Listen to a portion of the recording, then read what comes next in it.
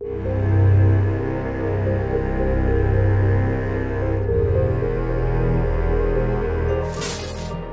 semakin menurun eksistensi Banten ini, sehingga Banten ini hanya menyisakan provinsi Banten yang sekarang ini, yang tadinya luas wilayahnya sampai Jawa Barat, Bengkulu, Jambi, Lampung sampai Tulang Bawang ya. Itu terakhir Sultan Muhammad Aliuddin ya. Aliuddin ini memerintah 1808 sampai 1809. Pada saat itu bersamaan dengan pemerintahan di Batavia itu Herman Willem Daendels atau Gubernur Jenderal Daendels ya, yang terkenalnya ini. Nah, Daendels ini kan mempunyai program-program proyek-proyek raksasa lah ketika itu, membuat armada angkatan laut misalnya di pelabuhan di ujung kulon misalnya ya. Terus kemudian karena gagal, karena medannya sangat berat, dilanjutkan dengan pembangunan jalan darat dari Anyer sampai Panarukan. Nah, sekarang di Anyer itu sudah ada tulisan di situ 0 km gitu, untuk mengingatkan kita bahwa dulu kerja rodi itu dimulai dari situ. Nah, kerja rodi ini sangat menyiksa, tidak manusiawi ya. Nah, kemudian kerja rodi ini dihentikan oleh Sultan Aliuddin melalui patihnya yang bernama Warga Direja. Secara sepihak, tidak izin Belanda lagi. Nah, ini Daendels marah tentunya dengan kondisi ini. Ya, Daendels marah, kemudian mengirim surat kepada Sultan Banten yang isinya 3 ultimatum. Yang pertama itu mengembalikan kerja rodi 1.000 orang per hari. Yang kedua menangkap patih Warga Direja karena dianggap ini membangkang sama Belanda ini. Yang ketiga memindahkan keraton ke Anyer. Nah, ini 3 ultimatum ini atau surat ini tidak diindahkan, tidak dibalas oleh Sultan. Nah, karena Warga Direja ini dianggap yang paling ekstrim oleh Daendels, maka datanglah utusan dari Batavia waktu itu 1808 ya, yang dipimpin oleh Kapten Dupuy namanya. Kurang lebih ada 14 orang pasukan Belanda yang datang ke Banten mau menangkap patih Warga Direja ini. Nah, tentunya Warga Direja tidak tinggal diam yang mau ditangkap ini. Mengadakan perlawanan. Nah, kalau kemarin ke Surasawan ada Watu Gilang, kurang lebih disitulah lokasinya. Jadi disitulah bentrok fisik antara dua kekuatan yang pasti tidak seimbang ya. Karena Belanda cuma kurang lebih 14 orang, sementara dengan pasukan Banten yang masih lumayan banyak waktu itu. Dan pasukan Belanda tewas semua, dan akhirnya Daendels ini murka. Akhirnya pada tanggal 21 November 1808, Keraton Surasawan diserang, diratakan oleh pasukan Belanda yang langsung dipimpin oleh Daendels. Setelah itu tidak dibangun lagi, dan yang terakhir Sultan Muhammad Syafiuddin. Syafiuddin ini sudah tidak punya istana. Pada saat itu beliau baru berusia 5 tahun kurang lebih. Jadi akhirnya Syafiuddin pindah ke sini, ke Kaibon ini, ke rumah ibunya ya. Dan di Kaibon sudah ada ibunya yang bernama Ratu Asia. Nah, mulailah di situ di Kaibon kurang lebih sampai tahun 1813. Karena pada tahun 1813 Kesultanan Banten dinyatakan dihapus oleh Belanda dan masuk dalam wilayah kekuasaan Batavia. Sudah dihapus kesultanan, dan kemudian ketika waktu itu bukan Belanda yang menghapus, Inggris ya, dihapus oleh Inggris.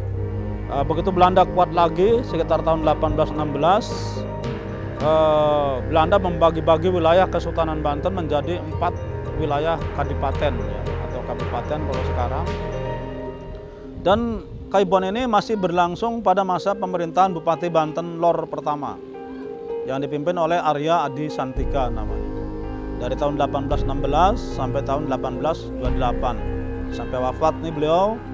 Dan kemudian pada masa Bupati kedua namanya Agus Zakaria ya, atau disebut Agus Rozak, pemerintahan Kadipaten Banten Lor atau Banten ketika itu pindah ke Kota Serang. Karena Belanda pada kurun waktu 1813 sampai itu mulai sudah membuat kota baru yaitu Serang itu. Jadi Agus Zakaria tidak di sini lagi.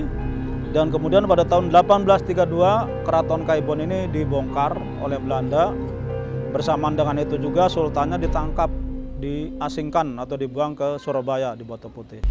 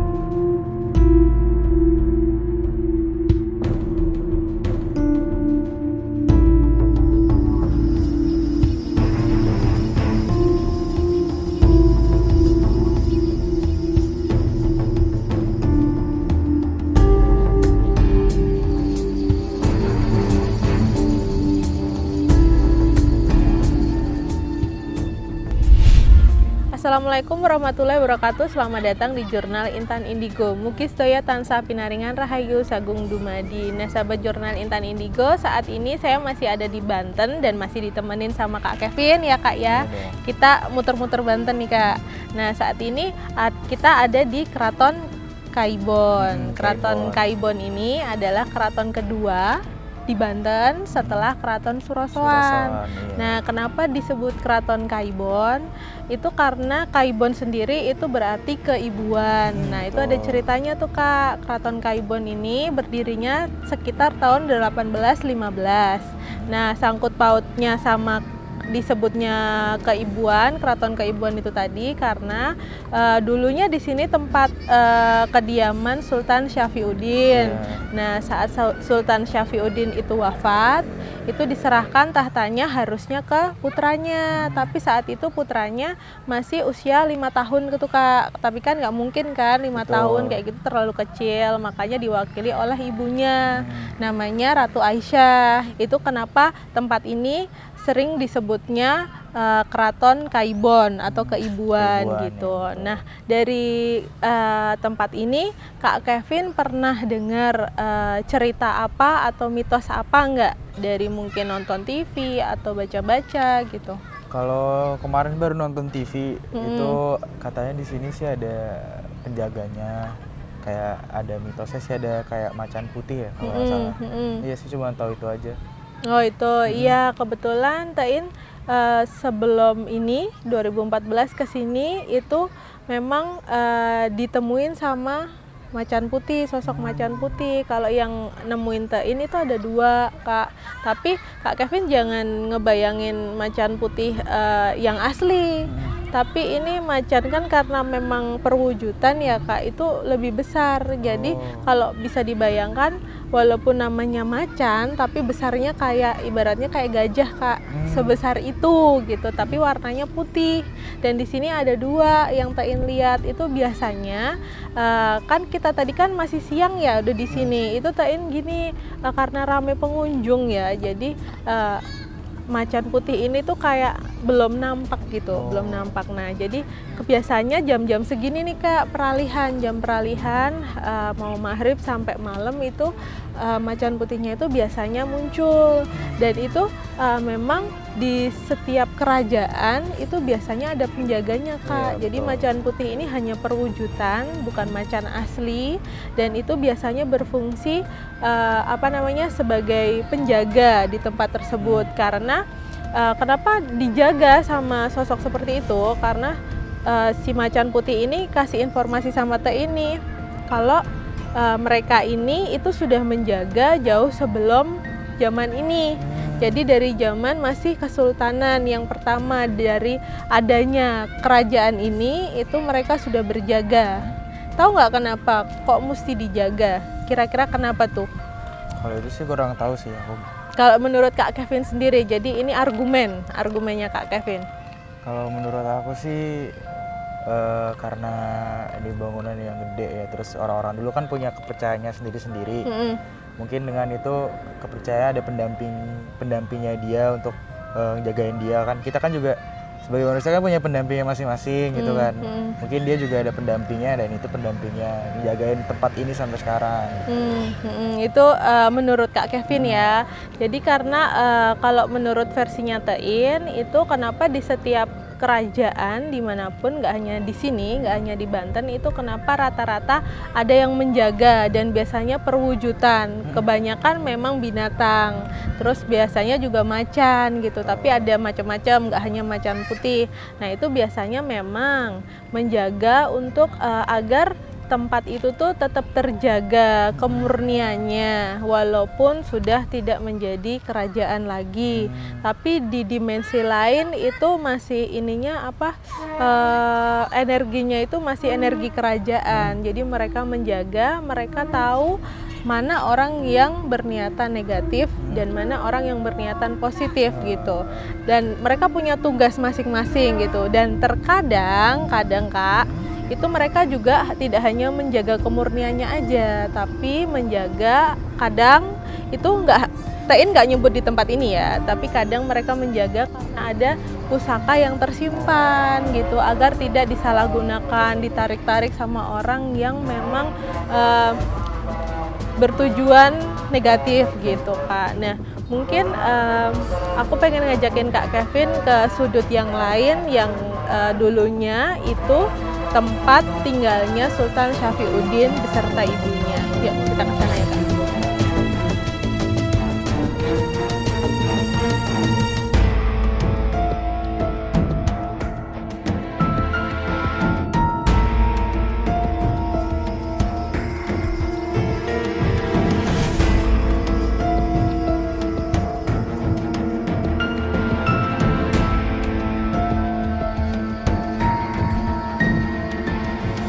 Kak, Keraton Kaibon ini masih dipakai itu sampai bupati yang pertama.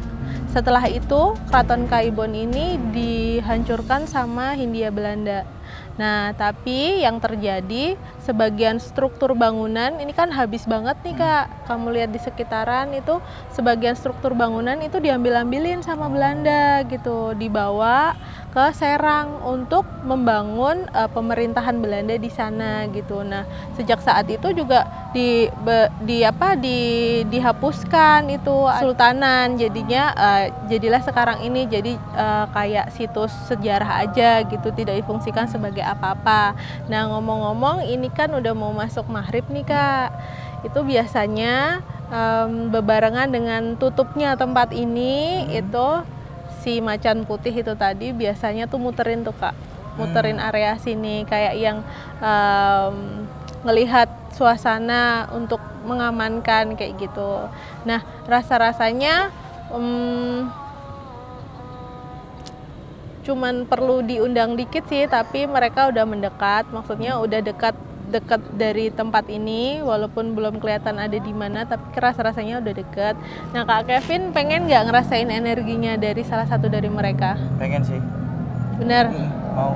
Untuk rasain energinya, kalau dapet bonus nih, itu bisa ngerasain ininya, apa bulunya si macan itu gitu, badannya. Boleh. Itu. Tapi semoga bisa terkoneksi, maksudnya semoga bisa dianya juga mau dan bisa terkoneksi dengan Kak Kevin. Nah di belakang ini nih bekas ini nih Kak yang tadi Tein bilang kalau bekas hunian tempat tinggalnya Sultan Syafiuddin gitu. Ini masih ada bekas-bekasnya kan. Di situ dalam ya Kak, iya, tadi dalam bilangnya. banget. Ntar ya Kak. Iya.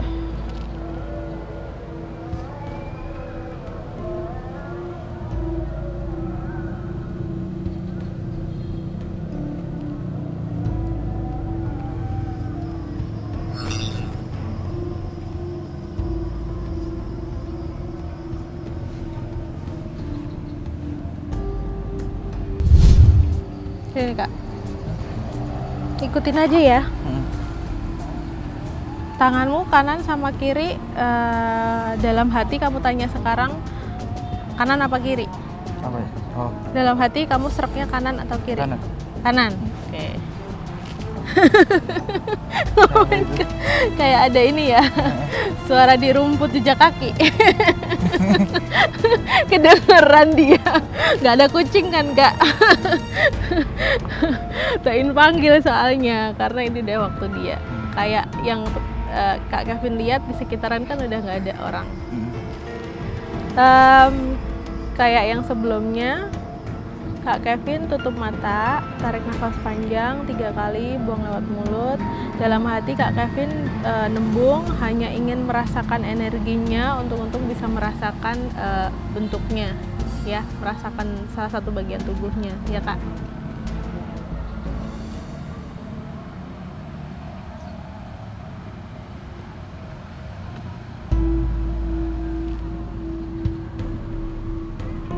Tetap gitu posisinya Kak. Kayak tadi kalau udah mulai ada rasa atau perubahan suhu, Kak Kevin boleh cerita langsung.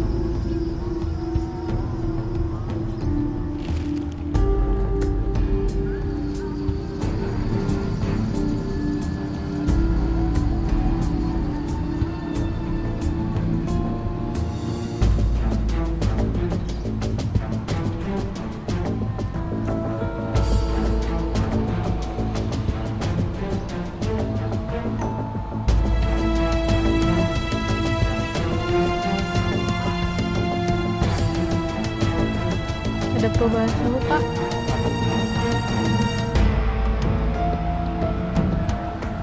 Kak Kevin boleh kok kayak misalkan geser kanan kiri, mencari sesuatu yang rasanya di telapak tangan ada sesuatu.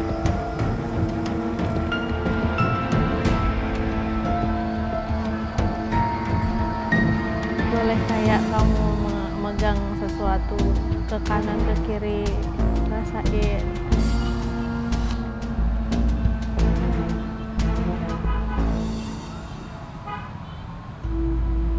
Dapat Kak? Ada. Nah,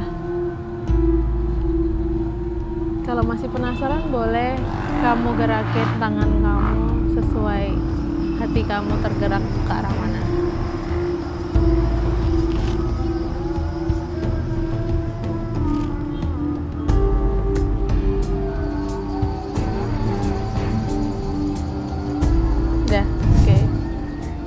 Mungkin bisa cerita Kak, yang Kak Kevin rasain ke sahabat jurnal. Agak anget sih, saya kayak megang kucing kan, kalau megang kucing kan anget pasti. Ya, tangan ada bawah. perubahan suhu di situ ya. Anget terus kayak memegang sesuatu gitu loh. Kayak bentuknya nggak tahu gimana, cuman kayak mau gerakin jari telunjuk gitu kayak ketahan gitu, jadi kayak ada sesuatu di bawah tangan kamu. Kalau nggak ada kan bisa bergerak gitu ya. Tapi yang Kak Kevin rasain apa tuh? Kayak misalkan haluskah, panaskah, atau apa aja yang Kak Kevin rasain? Cuman anget sih. Anget. Terus kayak si tangan ini memegang sesuatu nggak bisa ke bawah gitu? Nggak bisa ke bawah, jarinya nggak bisa ke bawah. Terus ada suara yang terdengar nggak Kak? Kalau tadi sih nggak ada sih, tapi tiba-tiba kayak hening gitu. Kayak perubahan ya, perubahan masuk ke dimensi yang lain. Tapi sebelumnya tadi Kak Kevin dengar ya? Dengar. Ada suara apa tuh? Kayak langkah kucing gitu loh di rumput. Langkah kucing ada ininya ya, suara kaki sama kukunya ya. Padahal kan kita tengok di belakang nggak ada apa-apa ya, pas di rumput. Nah sekarang ini yang Kak Kevin pegang itu salah satu macan putih penjaga di sini. Memang Tein minta izin dan emang undang beliau karena dari tadi belum nampak, ternyata memang karena suasananya masih rame orang gitu. Nah karena udah kenal sebelumnya, karena Tein udah sebelumnya udah pernah juga melakukan hal yang sama, itu jadi kayak udah kenal Kak. Jadi mau kebetulan tadi begitu datang langsung kedengeran itu tadi suara langkah kakinya itu tadi, lalu ya di sini Kak, di sini nunduk Kak. Tadi dia nunduk. Ini apa agak ke bawah tadi kan? Terus Kak Kevin pegang. Nah sekarang masih ada di belakang kita. Dan sekarang ini bukan hanya satu tapi dua-duanya putih gitu. Nah di sininya berasa apa nggak Kak? Karena kan ada sesuatu di belakangnya. Iya, berasa ada yang jaga. Kayak nggak tahu apa. Kalau tembok kan nggak mungkin, kayak feel-nya kan masih tembok, tapi ini kayak feel-nya tuh kayak benda tapi yang hidup gitu. Ya, karena kalau Tempo kan dari tadi ada ya. Ada, Nah, ini ada perubahan ya. Jadi ya ada pengalaman baru ya Kak, kita jalan-jalan ke Pasti sini. dong. Nah, untuk sahabat jurnal Intan Indigo dari tadi ke notis ke aku pribadi untuk menyampaikan pesan ini, mungkin karena masih ditungguin sama penjaganya di sini. Untuk sahabat jurnal Intan Indigo dimanapun berada, apabila kalian bermain ataupun mengunjungi situs sejarah, nggak cuman di Kaibon ataupun di Surosoan, dimanapun, itu sebaiknya jangan iseng tanda kutip untuk tarik-tarik pusaka ataupun ingin mencari tahu ada harta karun tanda kutip apa enggak ya di tempat ini, karena tidak semua pusaka yang terlihat mau keris ataupun yang lain, tidak semua pusaka itu bernilai positif gitu, karena banyak pusaka yang memang harus tersimpan di dalam bumi dan ada saatnya untuk dikeluarkan. Jadi jangan sembarangan untuk tarik-tarik pusaka. Itu aja yang pesan yang aku harus sampaikan ke sahabat jurnal Intan Indigo. Terima kasih Kak Kevin. Besok kita lanjut lagi ya. Pasti. Aman kan? Aman dong. Oke, terima kasih sahabat jurnal Intan Indigo. Jangan lupa subscribe, like, dan share. Assalamualaikum warahmatullahi wabarakatuh. Salam Rahayu.